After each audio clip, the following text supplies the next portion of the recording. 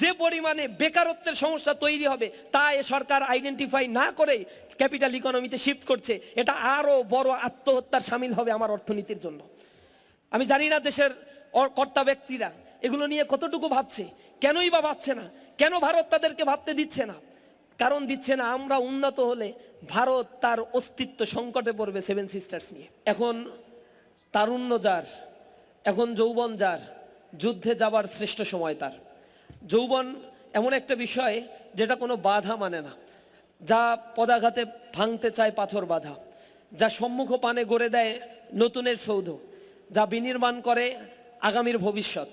আমাদের বাংলাদেশটা তার স্বাধীনতা পরবর্তী সময়ে যে দীর্ঘ একটি পথ পরিক্রমায় এই পর্যন্ত এসেছে, তাতে আমরা দেখেছি 2006 সাল থেকে বর্তমান পর্যন্ত আমাদের দেশে তরুণদের সংখ্যাটা যে পরিমাণে বৃদ্ধি পেয়েছে, এটি পৃথিবীর যে কোনো দেশের তুলনায় অনেক বেশি।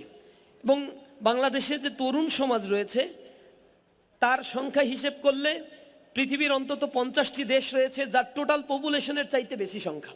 এবং এটা একটা নিয়ামক শক্তি। এই নিয়ামক শক্তিটা যখন পৃথিবীর অন্যান্য দেশের কাছে ছিল, আমরা যদি চায়নার কথা বলি, সিঙ্গাপুরের কথা বলি, হংকংয়ের কথা বলি, তাইওয়ানের কথা বলি, ডেনমার্কের কথা বলি, সুইডেনের কথা বলি, অথবা Canada, Russia, Germany, Japan, Spain, এই দেশগুলোতে যখন এই তরুণের সংখ্যা বেশি ছিল, বৃদ্ধের সংখ্যা কম ছিল, কর্মক্ষম মানুষের কর্মদক্ষতাকে যখন তারা কারিগরি শিক্ষা বিভিন্ন আইডিয়া দিয়ে তাদেরকে তৈরি করতে পেরেছে, সেই দেশ ঘুরে দাঁড়িয়েছে। জাপানের কথা আপনারা জানেন, দ্বিতীয় বিশ্বযুদ্ধে হিরোশিমা আর নাগাসাকিতে দুইটা বোমা ফেলা হয়েছিল, লিটল বয় আর ফ্যাটম্যান। এই দুইটা বোমা ফেলার পরে সেই জাপানের দীর্ঘস্থায়ী উন্নয়ন বাধাগ্রস্ত করার জন্য নানা কনস্পিরেসি করা হয়েছে। এবং সেখানে যুদ্ধ উত্তর দ্বিতীয় বিশ্বযুদ্ধের পরে টোটাল ইউরোপ যে রুগ্ন অবস্থায় ছিল, টোটাল জার্মানির যে অবস্থা ছিল, টোটাল জাপান বা অন্যান্য দেশগুলোর যে অবস্থা ছিল, সেই অবস্থা থেকে মাত্র 30 বছরের ব্যবধানে সেই দেশগুলো রিকভারি করেছে। কিভাবে তারা করলো? তারা এটা করার জন্য তাদের প্রযুক্তি খাতকে তারা কাজে লাগিয়েছে। চায়না 1949 সালে যখন তাদের একটা পরিবর্তন হয়েছিল, কমিউনিজমের বিপ্লব হলো, মাও সেতুংয়ের নেতৃত্বে সেই বিপ্লব হওয়ার পরেও দীর্ঘ সময় ধরে চায়নার ইকোনমিক রিকনস্ট্রাকশন এবং সোশ্যাল রিকনস্ট্রাকশনের যে পলিসিগুলো নেওয়া হয়েছিল, কালচারাল রিফরমেশন বা রিকনস্ট্রাকশনের যে পলিসি নেওয়া হয়েছিল, এগুলো ফল করেছিল। যার ফলশ্রুতিতে 1976 সাল পর্যন্ত মাও সেতুংয়ের কোনো পরিকল্পনা বাস্তবায়ন হয় নাই। আর বিপরীত দিক থেকে লক্ষ লক্ষ মানুষকে জীবন দিতে হয়েছিল এই বিপ্লবের পরবর্তী এবং বিপ্লবকালীন সময়। অর্থনৈতিক দিক থেকে 1976 সালে চায়নার যে অবস্থা ছিল, বাংলাদেশের অর্থনীতি ঠিক সেই অবস্থার মধ্যেই ছিল। কিন্তু 1976 সালের পরে দে জিয়াওপিং এর নেতৃত্বে চায়নায় যখন ইকোনমিক রিফরমেশন পলিসি নিল এবং কমিউনিজমের যে কোর কনসেপ্ট, সেই কোর কনসেপ্ট থেকে বের হয়ে পাবলিক প্রাইভেট পার্টনারশিপের আওতায় ইকোনমিকে রিফরমেশনের জন্য যখন তারা উদ্যোগ গ্রহণ করেছিল, তখন তার এই দি জিয়াওপিং এর নেতৃত্বের সেই ইকোনমিক রিফরমেশন পলিসির মাধ্যমে মাত্র 20 থেকে 25 বছরের ব্যবধানে সেই চায়না পৃথিবীর অর্থনীতিকে নেতৃত্ব দিচ্ছে। এখন তার অর্থনীতি সারা পৃথিবীর মধ্যে 1 নম্বর অর্থনীতি। তার ডেভেলপমেন্ট ওয়ার্কে সারা পৃথিবীতে সে বাজেট যা দিচ্ছে, খোদ আমেরিকায় তার প্রায় 30 থেকে 50 ট্রিলিয়ন ডলার ইনভেস্টমেন্ট করা আছে। এশিয়ায় তার অর্থনৈতিক হাবকে সে নিজেদের অধীনস্থ করার জন্য ব্রিক্স তৈরি করে রাখছে। সে নিউ ডেভেলপমেন্ট ব্যাংক তৈরি করে ফেলছে। সে নিজের ইকোনমিকে দীর্ঘস্থায়ী করার জন্য গ্লোবাল একটা হাব তৈরি করেছে। ছোট্ট একটি জায়গা, গ্রেটার বে এরিয়া তৈরি করে রেখেছে, যেটি ঢাকা শহরের মতো একটা এরিয়া, কিন্তু তার ইকোনমিক ভ্যালু বাংলাদেশের ইকোনমির চাইতে অন্তত 7 থেকে 8 গুণ বেশি।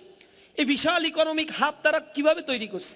অথচ গুয়াংজু রিভার অথবা ম্যাকাও রিভার এর পার্শ্ববর্তী এলাকাগুলো 1976 সালেও ছিল বাংলাদেশের বুড়িগঙ্গা অথবা এই পুরান ঢাকার এলাকার মতো একেবারেই অনুন্নত, যানজটপূর্ণ, বসবাসের অনুপযুক্ত একটা শহর। সেটাকে তারা করাপশন ফ্রি একটা সোসাইটি করেছে, সাস্টেইনেবল ইকোনমিক পলিসি নিয়েছে, ইউনিভার্সিটি, ট্রেডিশনাল ইউনিভার্সিটিগুলো বন্ধ করেছে, কারিগরি শিক্ষা ব্যবস্থাকে লঞ্চ করেছে।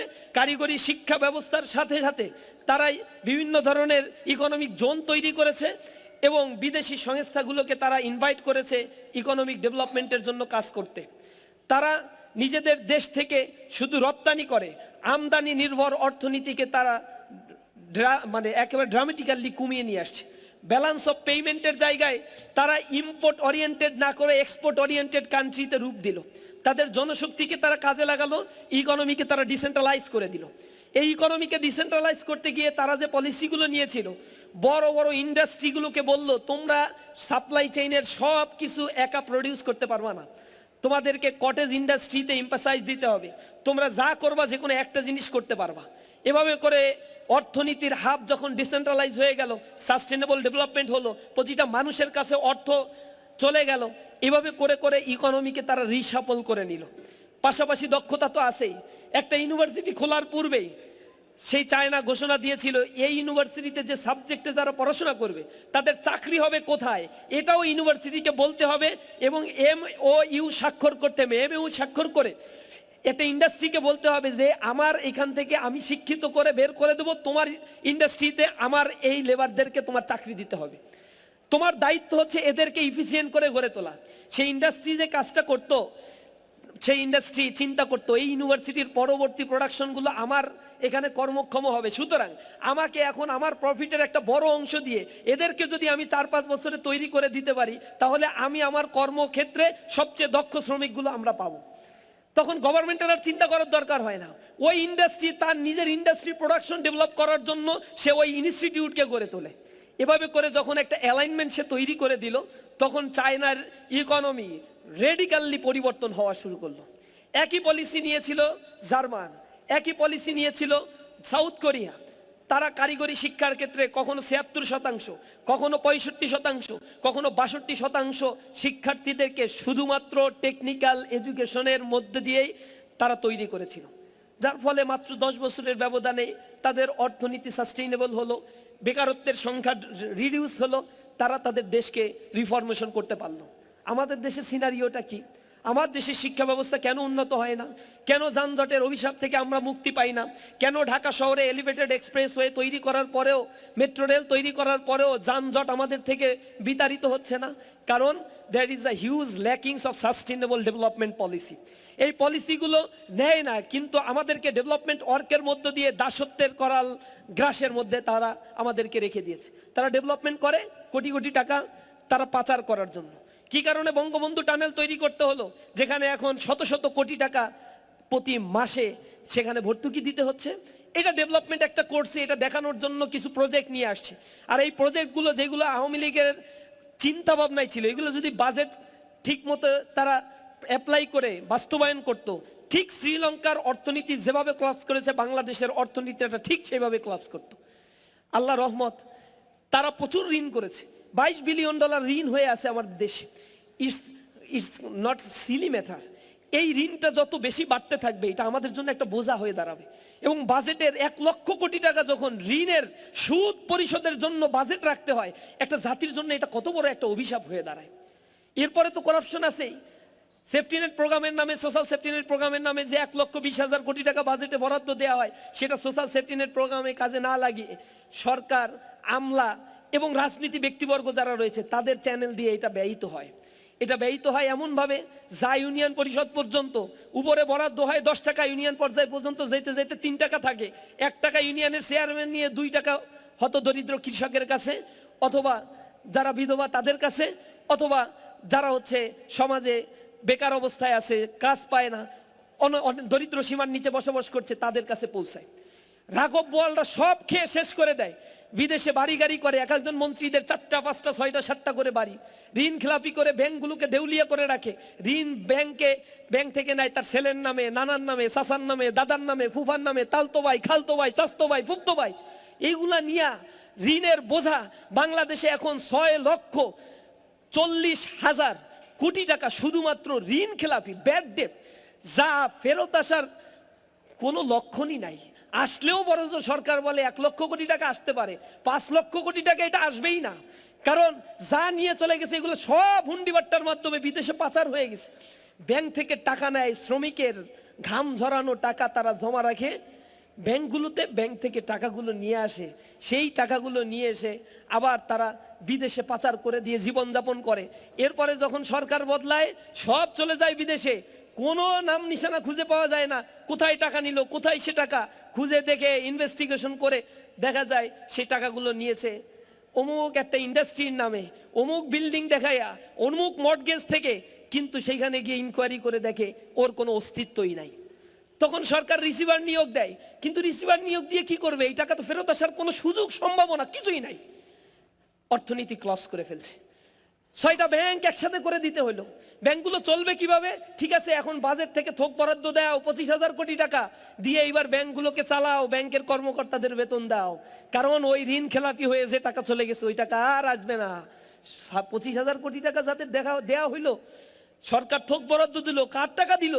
সরকার মামা খালুর কাছ থেকে এই টাকাটা আনে নাই, এটা আপনার আমার ট্যাক্সের টাকা দিয়া আবার ব্যাংকগুলোকে সচালিত করে, আর ব্যাংকে আপনি আবার টাকা জমা রাখলেন, সেটা শুভঙ্করের ফাঁকি দিয়া রাজনীতিবিদরা নিয়ে চলে যায়। এই দেশটাকে নিয়ে এইভাবে 54 বছর প্রতারণার আশ্রয় নিয়ে এ দেশকে সকল প্রকার উন্নয়ন থেকে বঞ্চিত করা হয়েছে। যুব শ্রেণীকে, যুব শক্তিকে রূপান্তর করা হয় নাই, সঠিক শিক্ষা দেওয়া হয় নাই, তাদের ট্রান্সপারেন্সি ঠিক মতো করা হয় নাই। এদেশের মধ্যে করাপশন ফ্রি সোসাইটি, এদেশে যদি জবাবদিহিতামূলক একটা সরকার ব্যবস্থা থাকতো তাহলে এটা হইতো না। জামাত ইসলামী তাদের ইশতেহারে, এটা খুবই ভালো লাগছে আমাদের কাছে, তারা ঘোষণা করছে যে আমরা একটা অ্যাপস করব, তোমার টাকা তোমার হিসাব, অর্থাৎ আমার টাকা আমার হিসাব। অ্যাপসের ভিতরে সরকার কয় টাকা কোথায় আয় করছে আর কয় টাকা কোথায় ব্যয় করবে সব প্রত্যেকটা জনগণ সেটা দেখতে পাবে। তখন জবাব নিতে পারবে, প্রশ্ন করতে পারবে যে এমপির কাছে কত টাকা যায়, এমপি কয় টাকা খরচ করলো, কোথায় কি করলো, ইউনিয়ন পরিষদে কয় টাকা যায়, কয় টাকা খরচ করলো, কত টাকা বরাদ্দ আছে, এই টাকার হিসেব, আপনার আমার টাকার হিসেব যখন স্বচ্ছভাবে হবে, ডেভেলপমেন্টটা অটোমেটিক্যালি হবে। প্রিয় উপস্থিতি, আজকে যে প্রেজেন্টেশন এখানে হলো, যে ইয়তরা যে আইডিয়াগুলো নিয়ে এখানে জড়ো হয়েছে, এই আইডিয়াগুলোর মধ্যে আমরা এটা জাগ্রত করতে চেষ্টা করেছি। আমরা বলেছি আমাদের ক্ষয়িষ্ণু ঘুণে ধরা অর্থনৈতিক ব্যবস্থা কিভাবে রিফরমেশন হবে তার আইডিয়া তোমরা ডেভেলপ করে দাও। আমরা ইয়তদের কাছে চেয়েছিলাম যে বাংলাদেশে যানজটের কারণে জনজীবন অতিষ্ঠ হয়ে পড়েছে, আমাদের কর্মঘণ্টাগুলো নষ্ট করে দেয়া হচ্ছে, এই কর্মঘণ্টাকে যদি আমরা কাজে লাগাতে চাই তাহলে কি পলিসি আমরা নিব? ইয়তরা আমাদেরকে পলিসি এনে দিয়েছে যে স্যাটেলাইট সিটি গড়ে তোলো, তোমরা 64টি জেলায় স্যাটেলাইট সিটি যদি তোমরা গড়ে তোলো তাহলে দেখবা এই ঢাকা শহরে মানুষের এত জড়ো হওয়ার দরকার নাই। চিকিৎসার জন্য লক্ষ লক্ষ মানুষ প্রতিদিন যে ঢাকায় আসে আর চিকিৎসা সেবা থেকে বঞ্চিত হয়, এইটা না হয়ে 64টি জেলায় আধুনিক চিকিৎসা কেন্দ্র তোমরা গড়ে তোলো, তাহলে এই সমস্যাটা হবে না। ঢাকার পার্শ্ববর্তী নারায়ণগঞ্জ, গাজীপুর, মুন্সিগঞ্জ, এই সাভার, এই এলাকাগুলোকে যদি তোমরা আধুনিক উন্নত মডেল সিটিতে গড়ে তুলতে পারো এবং এদেশের রেল, এদেশের সচিবালয়, এদেশের যত মন্ত্রণালয়গুলো আছে এগুলো যদি আমরা ডিসেন্ট্রালাইজ করে দেই তাহলে সেবা নেয়ার জন্য ঢাকার মূল পয়েন্টে আসতে হবে না। আমাদের কোর্ট কাছারি যে এলাকায় আছে বছরের পর বছর এখানে জ্যাম লেগেই থাকে। যদি কোর্ট কাছারিগুলো ডিসেন্ট্রালাইজ করে দেয়া সম্ভব হয়, উত্তর দক্ষিণ পূর্ব পশ্চিম চারিদিকে আলাদা আলাদা করে দেয়া হয়, মানুষ সেবা নিতে এক জায়গায় এসে এক বিশাল এক গুলিস্তানের জ্যামের মধ্যে মানুষের পড়ে থাকতে হবে না। প্রত্যেকটা জিনিস যদি এভাবে ডিসেন্ট্রালাইজ করে দেওয়া হয়, প্রত্যেকটা জিনিসের ভিতরে যদি জবাবদিহিতা নিয়ে আসা সম্ভব হয়, তাহলে এই যে উন্নয়ন আমরা চাই সে উন্নয়ন কাঙ্ক্ষিত পর্যায়ে পৌঁছাবে। ডিজিটালাইজেশনের এই যুগে আমি দেখেছি পৃথিবীর উন্নত দেশগুলো এআই প্রযুক্তি ব্যবহার করে তার কর্মক্ষমতাকে কত বেশি বৃদ্ধি করতে চলেছে। আমাদের দেশে আরবানাইজেশন হচ্ছে, but this is completely unplanned urbanisational system. এই আরবানাইজেশন সিস্টেমগুলো হচ্ছে লেবার ইকোনমি থেকে কনভার্ট হয়ে ক্যাপিটাল ইকোনমি হয়ে যাচ্ছে, কিন্তু আনফরচুনেটলি এই ক্যাপিটাল ইকোনমি হতে গেলে যে পরিমাণে বেকারত্বের সমস্যা তৈরি হবে তা এ সরকার আইডেন্টিফাই না করেই ক্যাপিটাল ইকোনমিতে শিফট করছে, এটা আরও বড় আত্মহত্যার সামিল হবে আমার অর্থনীতির জন্য। আমি জানি না দেশের কর্তা ব্যক্তিরা এগুলো নিয়ে কতটুকু ভাবছে, কেনই বা ভাবছে না, কেন ভারত তাদেরকে ভাবতে দিচ্ছে না? কারণ দিচ্ছে না, আমরা উন্নত হলে ভারত তার অস্তিত্ব সংকটে পড়বে সেভেন সিস্টার্স নিয়ে। আমাদের দেশের যুবকদেরকে যদি কর্মক্ষম গড়ে তোলা যায় তাহলে এই প্রবলেমটাই হচ্ছে সবচেয়ে বেশি হবে। এ কারণে আমরা বারবার বলছি, যুবকদেরকে যদি আমরা কাজে লাগাতে পারি, দক্ষ করে গড়ে তুলতে পারি, সিটিগুলোকে ডিসেন্ট্রালাইজ করতে পারি, আইডিয়াগুলোকে যদি অ্যাকোমোডেট করতে পারি, তাহলে আমাদের সমাজের যে ভঙ্গুর দশা, এই ভঙ্গুর দশা কি থেকে আমাদের দেশ মুক্তি পাবে ইনশাআল্লাহ। এজন্য আমাদেরকে এগিয়ে আসতে হবে। আজকে যে পেপারগুলো প্রেজেন্ট করা হলো, আমি কিছু প্রজেক্ট দেখেছি, সেখানে আমাদের দেশের নৌবহরে যে ধরনের সাবমেরিন কেবল আছে, এগুলো হচ্ছে মাঝে মাঝে পরীক্ষা করতে গিয়ে ডুবে কয়েকজন মারা যায়। এবং চায়না থেকে, রাশিয়া থেকে কিনে নিয়ে আসে, ওরা কয়বার ব্যবহার করে পরিত্যক্ত ঘোষণা করছে, তাই আবার টাকা দিয়ে কিনে নিয়ে এসে আমার সাবমেরিন কেবলে যুক্ত হয়। বিমান পরীক্ষা করতে গিয়ে আপনারা দেখছেন ঢাকার উত্তরায় দুর্ঘটনা ঘটে কতগুলো শিশু মারা গেল, মনে আছে সেটা? সে ক্রাশের নাম কি? কল্পনা করা যায়। প্র্যাকটিস করতে গিয়ে বিমান পড়ে মারা যাচ্ছে, শত্রুর দিকে আর কি বিমান নিক্ষেপ করবে? মিসাইল দেশে যা আছে, তা ঢাকা থেকে যদি নিক্ষেপ শুরু করে তো দিল্লির হেডকোয়ার্টার পর্যন্ত পৌঁছানো লাগবে না, উত্তরবঙ্গ পর্যন্ত যাইয়া এমনি থেমে যাবে।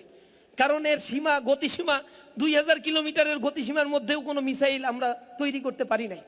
আমাদের দেশে যা কিনে নিয়ে আসে তার পরীক্ষা নিরীক্ষা নাই, সংরক্ষণাগার নাই।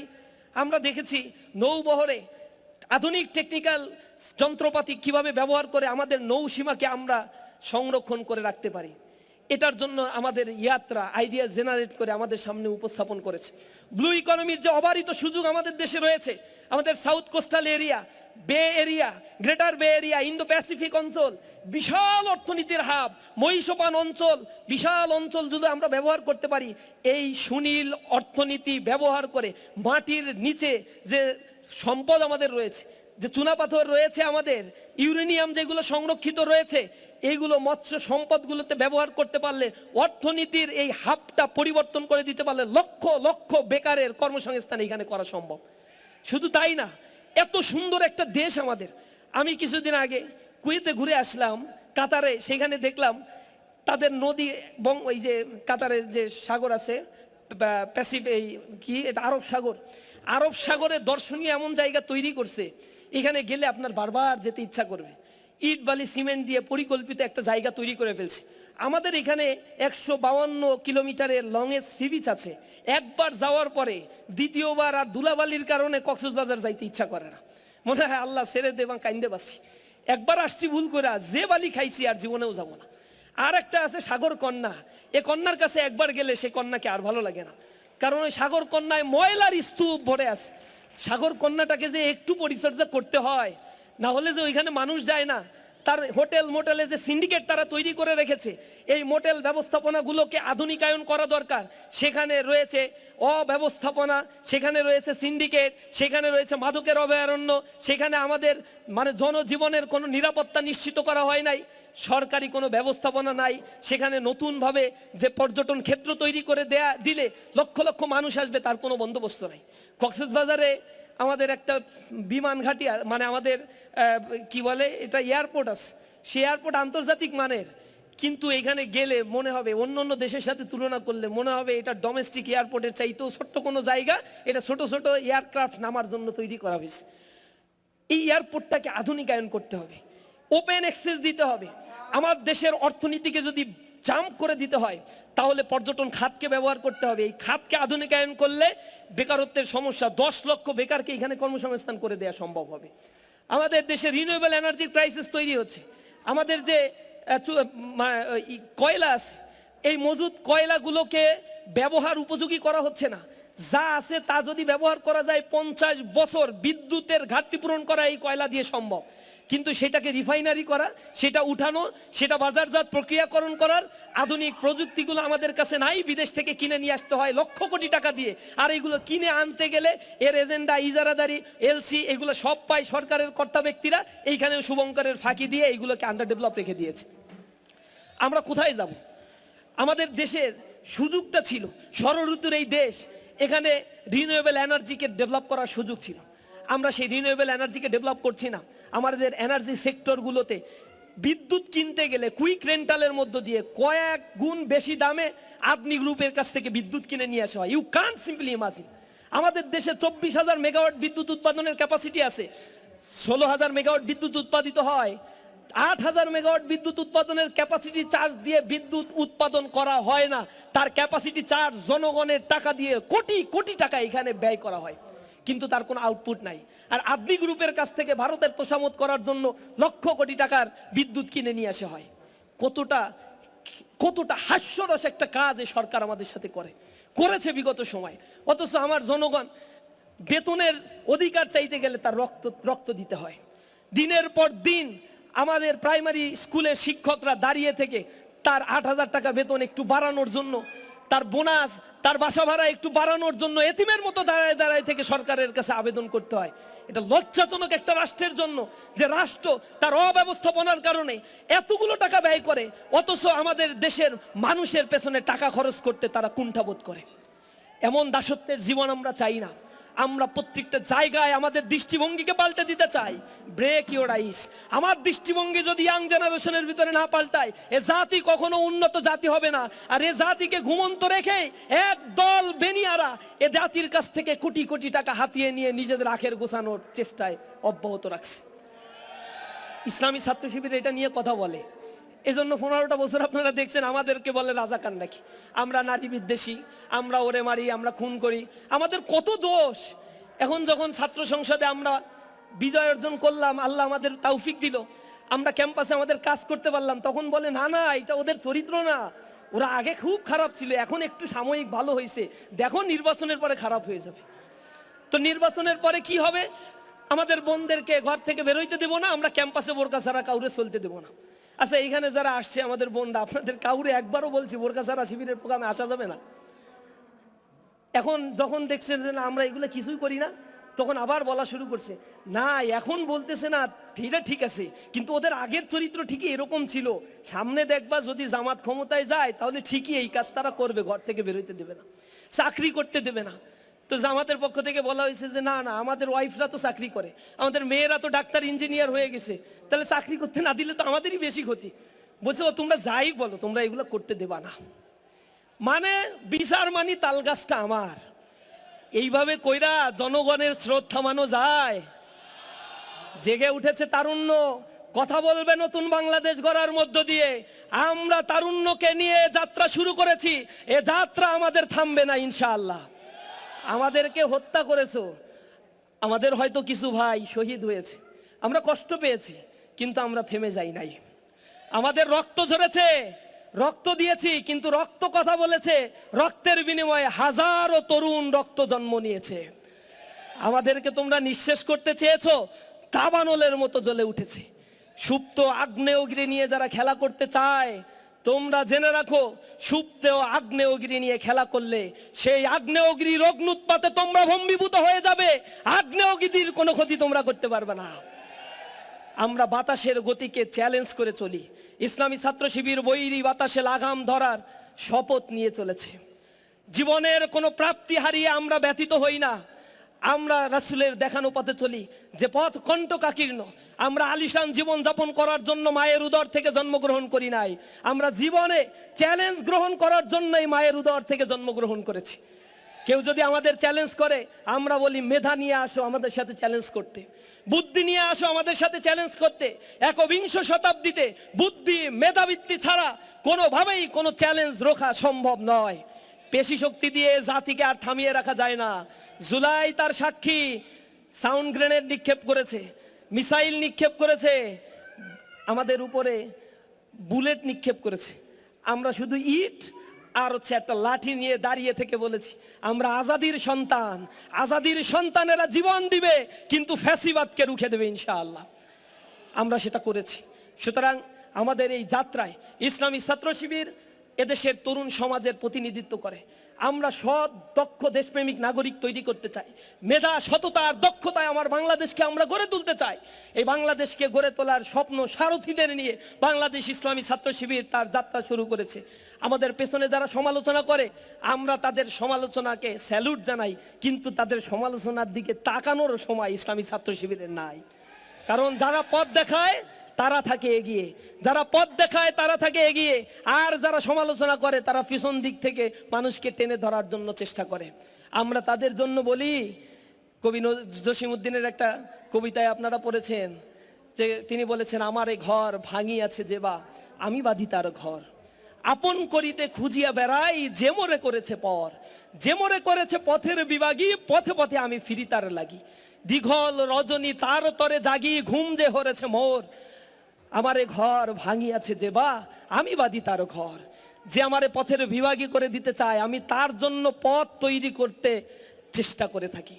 ডাকসুতে আপনারা দেখেছেন, ডাকসুতে দেখেছেন, যারা আমাদের কাটার আঘাত দিয়েছে আমরা তাদের জন্য ক্যাম্পাস বিনির্মাণের স্বপ্ন সারথি হয়েছি। যারা আমাদেরকে বলেছে ক্যাম্পাসে আমরা আসলে কাউকে স্থির থাকতে দেব না, আমরা তাদের গায়ে একটা ফুলের টোকাও দেই নাই। আমরা বলেছি আমাদের অধীনে তোমরা শতভাগ নিরাপদ, যেমনি ভাবে আমাদের কাছে আমাদের মায়েরা নিরাপদ, আমাদের বোনেরা নিরাপদ। প্রতিটি ক্যাম্পাসে আমাদের বোনদেরকে আমরা আমাদের আপন বোন মনে করি, আমাদের ভাইদেরকে আমাদের আপন ভাই মনে করি, আমাদের বুকে আগলে রাখবো আমরা তাদেরকে। আমরা বড় হৃদয় নিয়ে বাঁচতে চাই। সংকীর্ণ মনা মানুষেরা কখনোই বড় হৃদয় নিয়ে বাঁচতে পারে না। আমরা উদার আকাশের দিকে তাকাতে বলি তাদের, যদি তোমরা সংকীর্ণ মনা হও আকাশের দিকে তাকাও। বিশাল আকাশ কিভাবে কত মানুষকে ধরে রেখেছে। সুতরাং আমরা বিশাল আকাশের মতো হৃদয় নিয়ে এই পৃথিবীতে জয় করতে চাই, তারুণ্যকে নিয়ে সামনের বাংলাদেশ গড়ে তুলতে চাই। আজকের এই আইডিয়া কন্টেস্টে যারা তাদের আইডিয়াকে প্রেজেন্ট করেছেন, ইসলামী ছাত্র শিবির সেই আইডিয়া নিয়ে কাজ করবে, সরকারের কাছে রিপ্লেস করবে। আমরা যদি তাদের রেসপন্স না পাই, আমাদের সাধ্য অনুযায়ী ইসলামী ছাত্র শিবির সেই আইডিয়াগুলো নিয়ে কথা বলবে, বাস্তবায়নের চেষ্টা করবে ইনশাআল্লাহ। যারা এখানে এসেছেন, আমাদের এই প্রোগ্রামে উপস্থিত থেকে আমাদেরকে সারাদিন কষ্ট করে সঙ্গ দিয়েছেন, তাদেরকে ইসলামী ছাত্র শিবির কেন্দ্রীয় সংগঠনের পক্ষ থেকে আন্তরিকভাবে মোবারকবাদ ও ধন্যবাদ জানাচ্ছি।